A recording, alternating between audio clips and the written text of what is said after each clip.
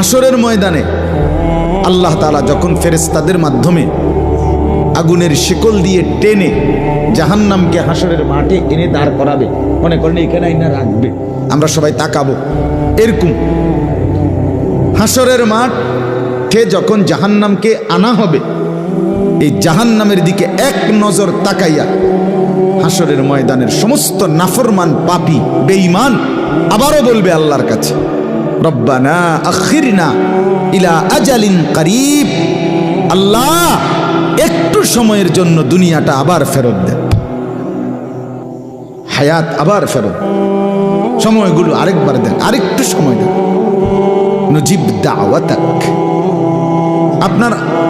আপনার সব কথা তখন মেনে নেব, অনাত্তাবিউর রসুল, আপনার রসুলদের আনুগত্য করব। আল্লাহ বলবেন না, না বান্দা,